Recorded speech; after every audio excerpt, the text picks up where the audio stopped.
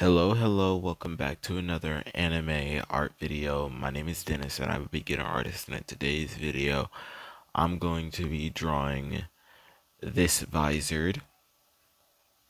This episode is the start, I want to say, of the battles that are taking place, whether it be two Visoreds versus one Espada, or what the circumstance is. The battles have now commenced. And one thing that I do like is I like that characters that get betrayed by other characters come back to help out those characters, but they don't forget that they were betrayed. So obviously, you know, these visors remember that they were said to be exiled and executed based on the fact that they were betrayed by Aizen, but everybody believed Aizen's word over every single one of the individuals that were involved, right? Like, you believe one person's word more than you do believing everybody else's. And I think that that's a weird concept. I think that I think it'd be the majority over the minority, right? So majority rules. The Visors, they shouldn't have, what happened shouldn't have happened, right? Especially since there were like three people that were had the rank of captain amongst all of them, right? Think about it. You had somebody that was recommended by not Soy Phone, by Yodoichi, right? You had Hat and Clogs, forget what his name is. But you had him become a captain, and not only did you have him become a captain, you had other captains, Shinji, and another captain, I forget, but you had those guys that had the rank of captain being said, hey, these guys are doing stuff that they shouldn't be doing, and them get, basically put in the light of a crime based off of one individual's name. I mean, one individual's words. And yeah, you can say, but Aizen had, he had people that could vouch for him not being in that area. Well, anything is possible, right? Like, how do you justify everything that is happening just based off of one person's words without actually investigating, like, fully, right? You ask like basic questions along the lines of like, hey, okay, where were you just now? Oh, you were there. Okay, cool. I'm glad you clarified that you were there. So now we can point this at you because you're the only one that we could point this at. It doesn't make sense, but it's whatever. Let's get into this.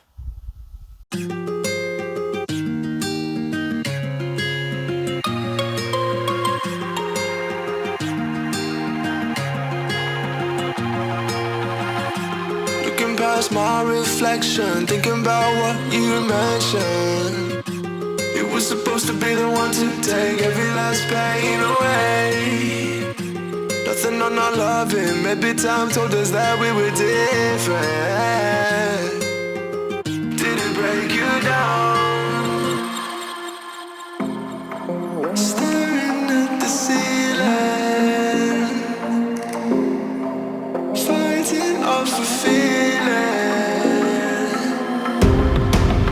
One more minute, 'cause I just don't wanna come down, don't wanna go back to how I used to be.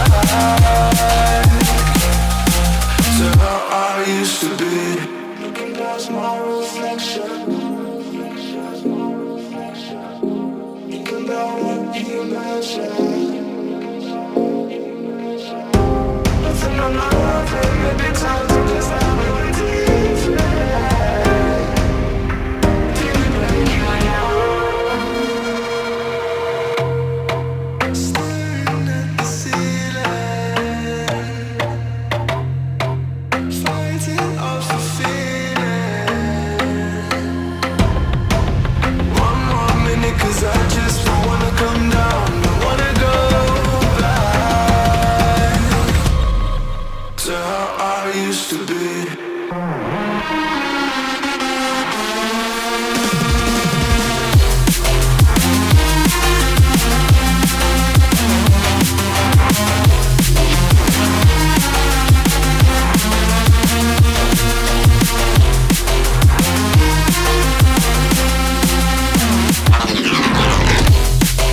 Staring at the ceiling, fighting off the feeling. One more minute, 'cause I just don't wanna come down. I wanna go back to how I used to be.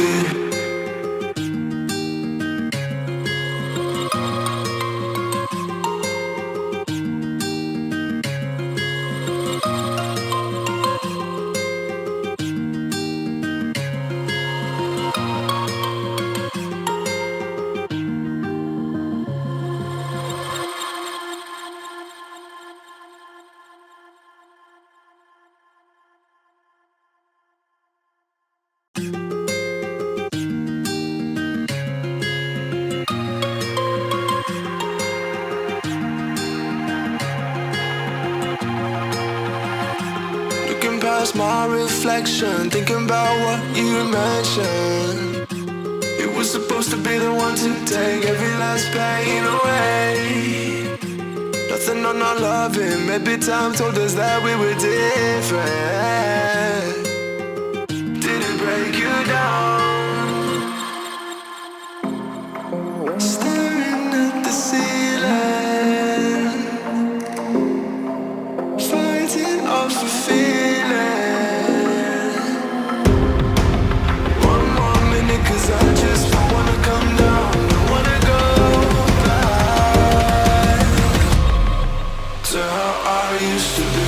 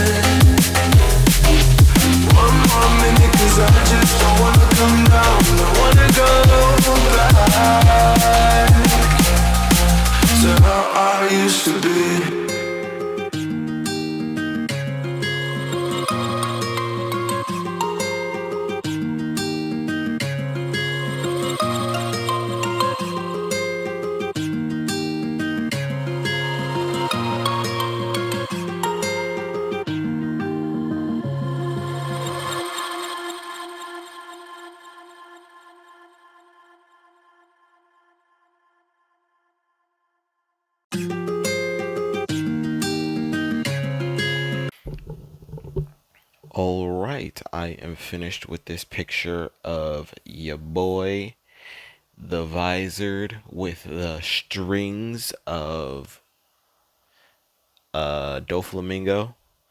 I'm not saying it as in like Doflamingo is the first anime character that has strings, but I'm saying it in terms of Doflamingo, is like I don't want to say like a razor thin character, but he is known to be like thin, right? Like skinny, tall, right?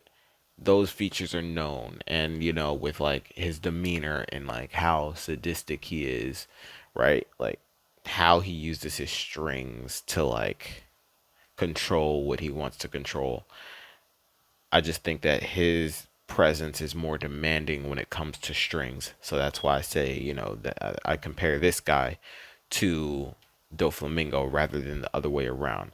Because normally the person with the more demanding of something, I tend to compare the non so demanding presence with that individual. So like for instance, if I were to compare a character's strength, right? If I were to compare